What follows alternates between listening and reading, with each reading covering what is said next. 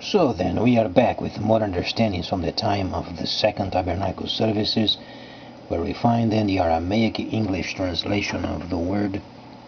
This translation comes from the original manuscripts of the prophets of the Israelic lineage, so then we can understand the time of the end as per Yeshayahu the prophet. We find layers of understanding of the spring feast, the autumn feast, and also the returning of the cities of the Messiah laid waste from many centuries.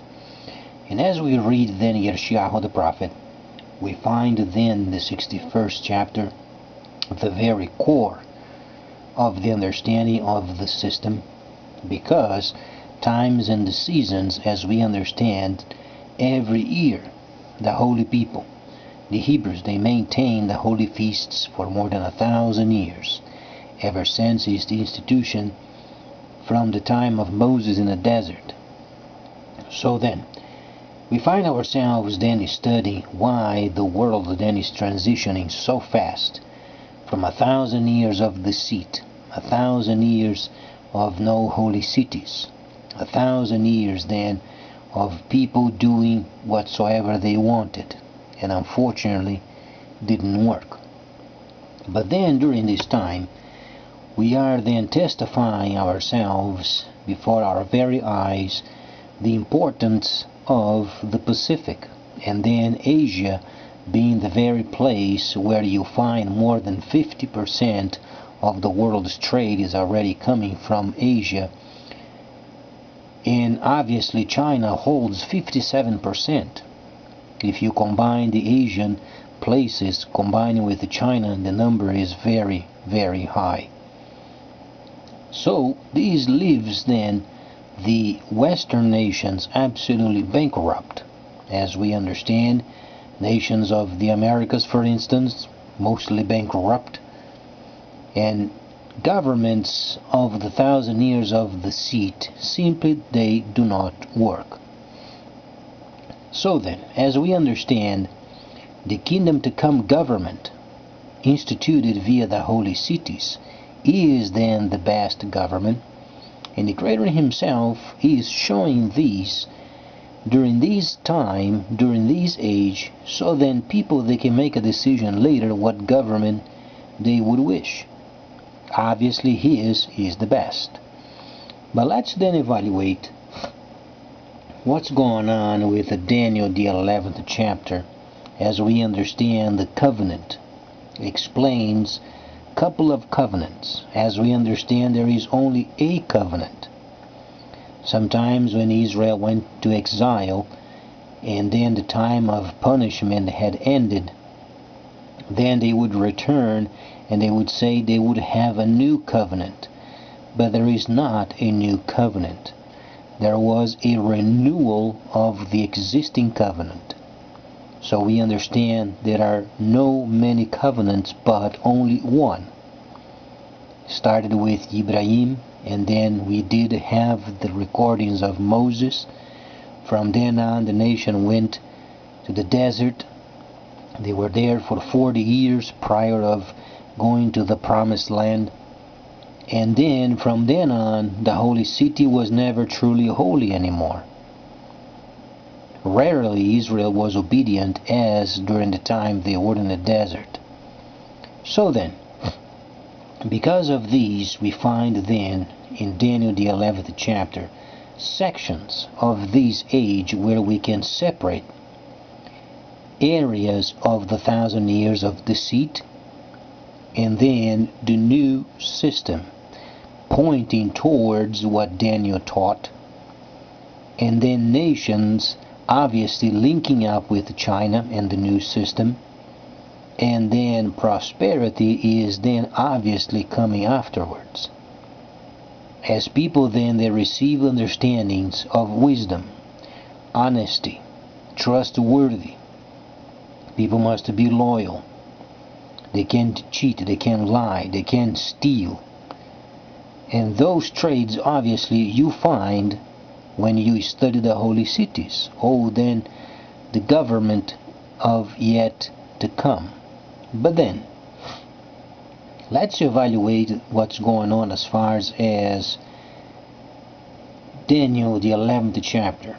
As it was explained before, there is a section related with the Northern Kingdom. You find then the Northern Kingdom being the Soviet Union, and the Soviet Union never truly went away. It's simply that it was a transition. Let me explain a section similar when we read then regarding Egypt.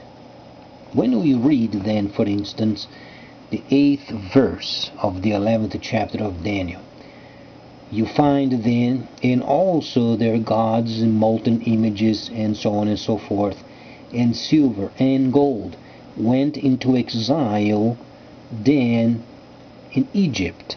So let's try understand, because these, if you read in a literal understanding, does not make any sense.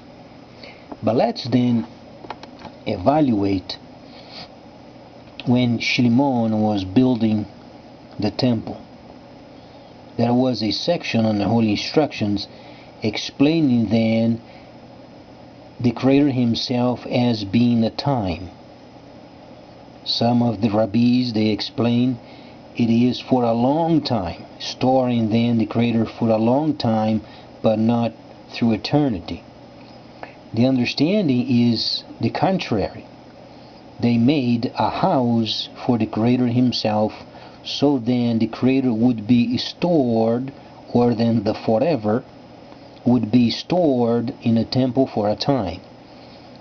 Yet does not make any sense, because tabernacling can't be stored. But the understanding simply means then the Creator Himself would have a part of His government in this earth, in this age. Though we are scoundrels, we don't deserve it, we did sin before the Holy Creator, but He provided His Son. So then we could join ourselves with Him once again, except our flesh. Our flesh is condemned. There is no restitution for this flesh in this age. So then, let's evaluate as far as the covenant. Firstly then, no part of the human being related with the flesh must be saved. Our flesh is contaminated. Some people, they think themselves as saved as body, soul, and spirit.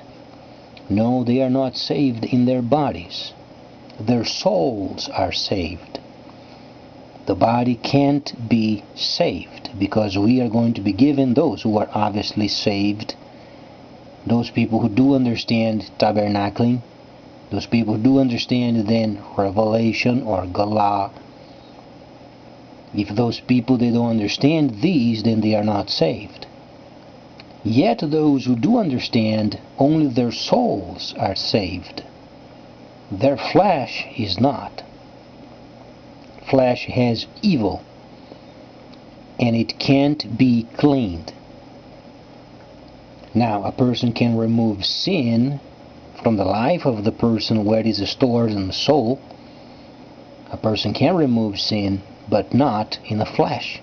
Flesh is condemned. So then, studying the covenant and the importance of the Holy Covenant, explaining then the time of Moses, the first tabernacle service, where then the laws of Moses were absolutely true, and they are yet true. But back then, since there was no mercy, always required a sacrifice for payment of sin, then later on the Messiah came and He substituted these holy sacrifices for Himself. Then we are able to come to Him as we are linked with tabernacling. He must have a link with tabernacling. So then, what do we understand of Daniel, then the 11th chapter, and then verse 1-4? You find then the kingdom of the north much later coming with much equipment. Understandably, you find military equipment. There was very important news, came out on Reuters. It is the Great Britain, very famous newspaper. Then it was an article involving then Japan and Australia. Australia is making plans of buying some 12 submarines from Japan, and 500 M's or millions each unit. So it's a very nice for sale items and extremely expensive. But then you find the Soviet Union. Obviously you find with much equipment. As you read then, for instance, Yirmiyahu, you understand Leviathan. Yirmiyahu was a very important prophet, and he is a very important prophet. And when he was explaining the time of the end, he had so many other writings, but the situation with Yirmiyahu was he saw in the spirit as if you would watch a movie of the future. He did have these understanding in the spirit. And as always, when the Creator himself speaks through his prophets, he simply says, write what you observe, as it was with Yohanan and the others. And then, as this movie of the future was going on, when his time of receiving these understandings went on, and in the spirit he saw those items of the future, he had a very hard time explaining it. Yet when he did, they thought he was crazy. And truly he was not. So when he was explaining of Leviathan, he saw in the future then submarines. He saw the technology of the time. However, he had to explain these with the known nature of the time. So imagine how hard was it for him. For instance, you find then in Revelation, such as the scorpions. Obviously, there is a section in Revelation regarding the spirit. But then you find many other sections related with the future, and then having a similitude of nature, and then the explanation thereof. But then for those people reading those situations, it was simply crazy. So lots of the writings of Yirmiyahu were then destroyed, unfortunately. But it did survive a few of them, such as then, for instance, Yirmiyahu the 27th verse, or should say 27th chapter, and the many verses of these chapters.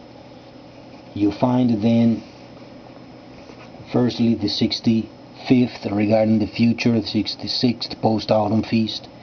You find the 27th chapter then regarding the Leviathan, or then the submarines. There is a section of it, not even air goes through its scales. It's explaining the outer side of the submarine where air can get in it. So he was explaining of these also, and it's obviously joined with high knowledge of the time of the end, because there is a technology involved with the system. So then, as we read then this article, then there are 12 submarines that Australia is trying to purchase.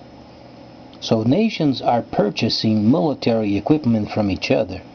However, the Soviet Union, as they are joining themselves, they are the place from where they should purchase military equipment.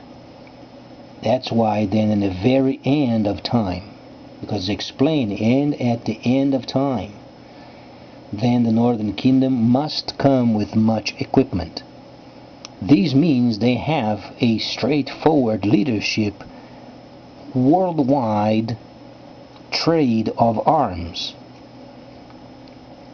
As far as the submarines is extremely important, because the defense of the cargo ships bringing then items and delivering what they should, the whole warfare then is under the water, not to upset the movements of ship on the surface. So then, as we read these, we understand that the sons of Ishmael must provide the new system with crude, petroleum, fuel for these merchants. However, there is a point with this entire system of Daniel. The world must change their monetary system from central banks and placing central banks under the control of a government and make it available for every person. The only way of doing this is via computer. That's where the high knowledge of the 12th chapter of Daniel then explains every person having a share of these new system via virtual monetary systems of their own. Let's give an example. Bitcoin, and there are many other kinds of virtual monetary systems. As then the sons of Ishmael, as they help the new system, as they help with those merchants then receiving these alternative kinds of monetary systems, so people they can invest their earnings in areas where inflation and manipulation of the monetary system then is no longer active. These must grow tremendously, as they do, for instance, the BRICS system, where nations then are understanding how to join with each other and then maintaining obviously a line of respect and honesty. That's where then we understand it coming out of the 1,000 years of deceit and understanding how it's going to function yet the kingdom to come. Not explaining this section is related with tabernacling, because it is not. But the byproduct of understanding tabernacling is then those trades of making then people more reliable and then becoming a person of the kingdom to come government.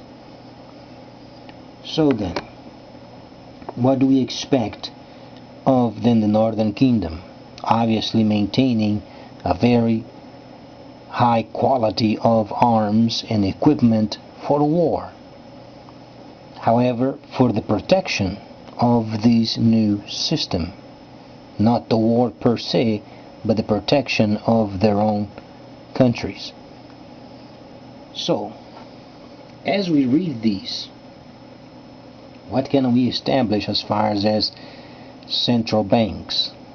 They have their days counted. As we read, for instance, Revelation, you read then the merchants of the earth, you read in the 8th chapter, the 20th chapter, and the merchants of the earth, then the Messiah himself, he no longer explains of governments anymore. He explains, for instance, of Babylon as a system. He explained then the understanding of Babylon and then the merchants as a system. He does not play anymore with governments. He's explaining then the byproduct of understanding tabernacling and being trustworthy in doing what Shaliach Shaul said, because he preached and he taught in Asia Minor, and he taught those traders over there how to be trustworthy.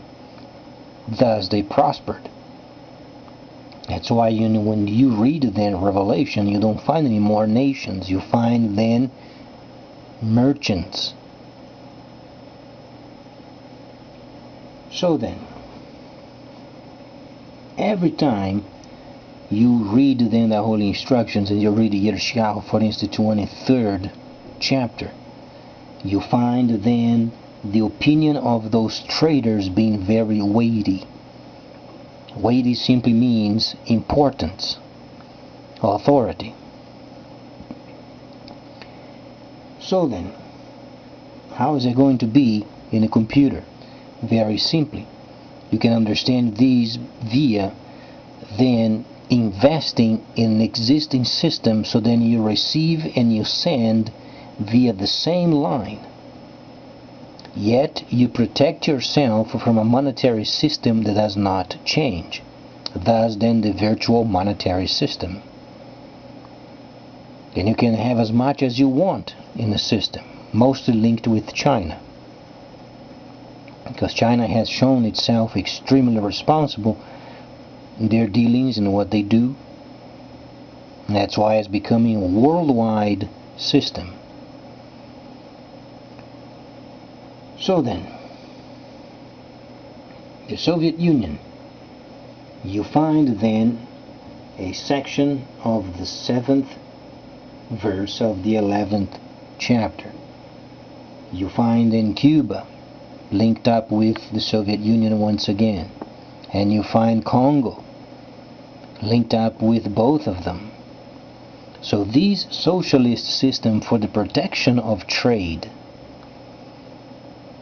So the world is rid of these governments always trying to suck the life out of the people. They can rely upon a system in the computer where then their earnings is then respected. And they can invest at the same time. So it's a very exciting time. However, until the system becomes available, lots of changes must take place. But then the 1,000 years of deceit and the governments thereof, those are done away with. We are cleaning ourselves out of this period of 1009 until 2009. We are in a new system, and the high knowledge is for the purposes of trade. So then, explaining how is it going to become the system then so changed where then people can invest on their own. And governments, they are going to become aside. They won't be anymore as important. And the main reason is because the freighters will to maintain a system, and governments must be very lean. If they don't do their job, they simply hire places or then private places so then they can do the job. So politicians, they must change their way of living because they won't be around for very long. As we understand from the Holy Instructions, there is 10 plus 8 years left of this age yet. Not even 20 years anymore. And this is it, because the calculation was already set, this time until the end. Next time, we're going to evaluate, because this month, Tishri, was then the birth of the Savior. Mid-month is then the birth of the Mashiach. The first day of the Feast of Tabernacles. That's where then the Holy Savior was born. And as we understand Sukkot, then we can understand also the Holy Feast. So then when he comes later in autumn, so then we understand what it means then the autumn feast, or then the vengeance. So, Daniel the prophet, he found himself also learning during his lifetime. It's quite amazing that a prophet like himself was placing his entire life of a study of the Holy Instructions and reading and praying, and more than 90% of the writings of Daniel is related with the Gentiles. This is what truly amazes, because Gentiles, they don't deserve salvation, yet the Creator had set aside Daniel during his entire lifetime, giving us these recordings of a lifetime of study and work under pagan kings, so we can read and get ourselves acquainted with this time of the restoration period understandably, we have absolutely no worth in ourselves other than what the Messiah has done for us. In other words, we don't deserve it. But sometimes we make ourselves into positions where we may think we do. So then, later on, we're going to evaluate this covenant and what it means then, the true covenant versus the false covenant. And then I'm going to continue on because there is another nation, Libya, must be then included because there is a route from Egypt, Libya, and those places where there used to be then the routes of caravans. So then these must be re-established, as explained in the 44th verse of the 11th chapter of Daniel. So please stay tuned, much more coming up.